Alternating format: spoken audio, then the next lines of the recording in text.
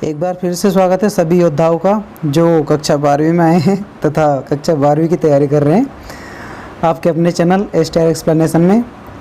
अभिनंदन education academy काले मंडी की ओर से मैं सभी स्टूडेंट का स्वागत करता हूं और ये उम्मीद करता हूं कि आप अपनी लाइफ बड़े मस्त ढंग से जी रहे होंगे।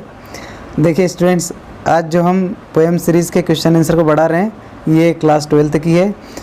मैं उम्मीद करता हूँ कि आपने पहले की सारी जो पोएम हैं उनको अच्छे से रिवाइज़ किया होगा। अगर आपने उनको रिवाइज़ नहीं किया है तो ये क्वेश्चन आंसर आपको समझने में थोड़ी प्रॉब्लम आ सकती है, इसलिए आपसे पहले रिक्वेस्ट कर रहा हूँ कि एक बार आप सारे पोएम को अच्छे से देख लें जिससे आपको क्वेश्चन आंसर समझने में कोई प्रॉब्लम ना हो। चलिए शुरू करते हैं। आपके सामने जो स्क्रीन पर दे रखा है चैप्टर का नाम है, बेसिकली आप जानते ही हैं इसे, टीच मी न्यूट्रिशन लोड है। अब मेरे को ज़रा आप बताइए कि इसको लिखने वाले राइटर कौन है। एनिनियो माउस, बिल्कुल सही। चलिए देखिए, पहला क्वेश्चन आपके सामने दे रखा है, what message do those who are our nearest gives us. क्या है question? What message do those who are our nearest gives us. Nearest मैंने आपको पहले ही बता दिया, नियरेस्ट मतलब क्या होता है? सबसे पास। जो लोग हमारे पास में हैं वो हमें क्या संदेश देते हैं? तो आपके सामने आंसर दे रखा है, दे गिव्स अस मैसेज, वो हमें संदेश दे रहे हैं। क्या संदेश दे रहे हैं? एक्सेप्ट द पर्सन, उस व्यक्ति को स्वीकार कर लो, एंड लिसन टू मी, और उसकी सुन लो। जो व्यक्ति हमारे सामने है, हमारा रिलेटिव है, उसे हम स्वीकार कर ले और इसकी हम सुन लें। Very easy, that's it. आगे देखिए, who are the people far from us, हमसे दूर कौन लोग हैं। ये वेरी वेरी इंपॉर्टेंट क्वेश्चन है स्टूडेंट्स, कई बार एग्जाम में पूछा गया है, इसलिए थोड़ा सा ध्यान से इसे देखिए। Who are people far from us, यहाँ पर आपके सामने बाय मिस्टेक डिफ़ॉल्ट से FOR हो गया है। ये FOR नहीं FAR है, ठीक है स्टूडेंट्स। तो यहाँ पर भी ये मिस्टेक है और यहाँ पर भी ये मिस्टेक है, थोड़ा सा देख लीजिए इसे। तो हमसे दूर कौन लोग हैं? तो the people who are far from us, वो लोग जो कि हमसे दूर है। कौन कौन है? डिसअपॉइंटेड मतलब निराश, नेग्लेक्टेड जिनको नकार दिया गया है, भूला जा चुका है, एंड सफरिंग वंस, और जो किसी न किसी बीमारी से ग्रसित है। 3 लोग हमसे दूर है। पहले कौन से? डिसअपॉइंटेड मतलब निराश, नेग्लेक्टेड मतलब जिन्हें भूला जा चुका है, एंड सफरिंग वंस, और जो किसी न किसी बीमारी से ग्रसित है, वो सभी लोग क्या है? हमसे दूर है। ठीक है स्टूडेंट्स, आगे देखिए, तीसरा क्वेश्चन आपके सामने दे रखा है, Whom does the poet wish to trust? Whom does किसे? The poet मतलब कवि विश इच्छा रखता है, to trust भरोसा रखने की। कवि किस पर भरोसा रखने की बात कर रहा है? तो the poet wish to trust, कवि भरोसा रखने की बात कर रहा है।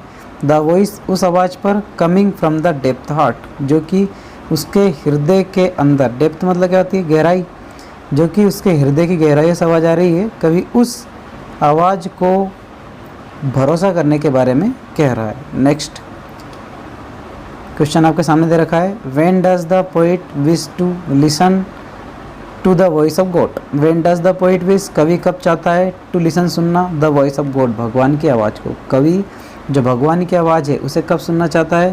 तो the poet wish to listen the voice of God, कवि भगवान की आवाज़ सुनना चाहता है। कहाँ कहाँ पर? इन बिजनेस व्यस्तता में, इन बर्डन दबाव में, सर्टेनिटी इन सर्टेनिटी, इन नहीं है यहाँ पर, बेसिकली अन है। अनसर्टेनिटी अनिश्चितताओं में, डाउट शंकाओं में, इन नॉइस आवाज़ में, इन साइलेंस और बहुत ही रेस्ट में। कहाँ कहाँ पर? बिजनेस व्यस्तता में, बर्डन दबाव में, किसी के दबाव में जब हो तब, या अनसर्टेनिटी अनिश्चितताओं में, इन डाउट शंक मतलब जब कवि को किसी चीज़ पर शक होता है उसमें, इन नॉइज़ ज़्यादा आवाज़ में, इन साइलेंस बहुत ज़्यादा शांति में। तो यहाँ पर कवि भगवान की आवाज़ को सुनना चाहता है। कुछ शब्द स्टूडेंट्स ऐसे हैं जिनको आपको समझना पड़ेगा, यदि आप उनको लिख लें तो ज़्यादा बेटर है, या उन्हें अपनी कॉपी में ही हाईलाइट कर ले तो ज़्यादा अच्छा है। और यदि आप इस चैप्टर की PDF जो मैं पढ़ा रहा हूँ ये चाहते हैं तो हमारे व्हाट्सएप ग्रुप से जुड़े, जहाँ मैं इसकी PDF आपको अवेलेबल करा दूंगा। देखिए स्टूडेंट्स, आगे दे रखा है, what do you suppose the hopeless, the forgotten, the anguished want to tells us. What do you suppose, आप क्या परिकल्पना रखते हो? द होपलेस, होपलेस मीन्स क्या होता है? आशाविहीन लोगों के बारे में, फॉरगेटन भूले जा चुके लोगों के बारे में, एंग्यूज्ड अभिशासित लोगों के बारे में। आप इन 3 तरह के लोगों के बारे में क्या राय रखते हैं? पहले जो आशाविहीन है, जिन्हें भूला जा चुका है और जो किसी न किसी चीज़ से पीड़ित हैं, परेशान हैं, उन लोगों के बारे में आप क्या राय रखते हैं? तो they want to tells us, वो हमसे कहना चाहते हैं, देयर सैडनेस, उनकी उदासी, एंड सफेरिंग्स, उनकी पीड़ाओं को। इन तीनों तरह के लोगों की कुछ ना कुछ कहने की बातों से हमें ये समझ में आता है कि ये इनके दुख दर्द के बारे में हमसे कुछ बयां करना चाहते हैं।